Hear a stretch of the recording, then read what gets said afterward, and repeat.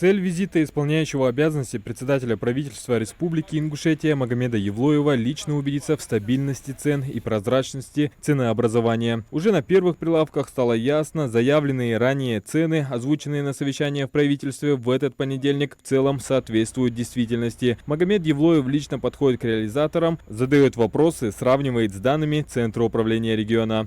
А помидоры вот не местные, а я имею в виду... Есть 45-50 помидор у вас есть, да? Да. Далее группа направилась на другой крупный рынок, реализующий овощи и фрукты, где цены были идентичны предыдущей торговой точке, а затем к оптовому складу Бекова. Здесь особое внимание уделили ценам на сливочное и подсолнечное масла. Владелец склада охотно продемонстрировал ассортимент и ценовое предложение.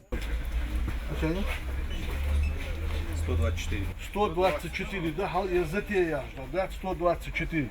Следующий пункт – мясной двор. По официальным данным, цена на говядину варьируется от 550 до 600 рублей за килограмм. Здесь ее можно приобрести за 530 рублей. Стоимость баранины также соответствует отчету до 700 рублей за килограмм. Исполняющий обязанности председателя правительства решил уже поинтересоваться у клиентов, совпадают ли отчетные цифры с действительностью.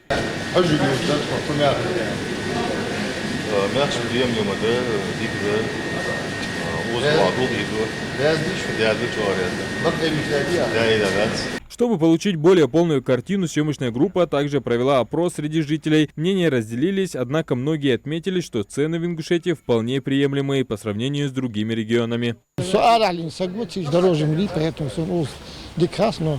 В данный момент Цель сегодняшнего визита на рынок и мониторинга цен была предельно ясна. Разобраться в ситуации с ценообразованием, проверить информацию, поступающую в Центр управления регионом, и развеять возможные сомнения жителей. Группа стремилась убедиться, что цены на продукты первой необходимости стабильны и доступны. Министерством промышленности и цифрового развития на постоянной основе проводится мониторинг цен в Республике Ингушетия.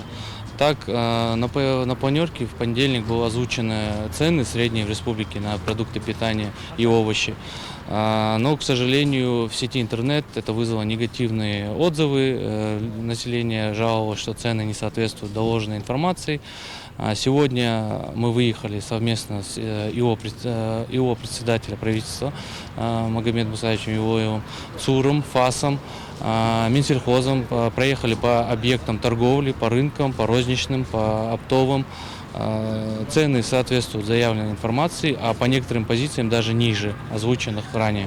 Таким образом, сегодняшний мониторинг показал, что в Ингушетии сохраняется стабильная ценовая политика на основные продукты питания. Правительство республики продолжит контролировать ситуацию и обеспечивать доступность товаров первой необходимости для своих граждан. Адам Гулоев, Мухаммад Яндиев, Магаз 24.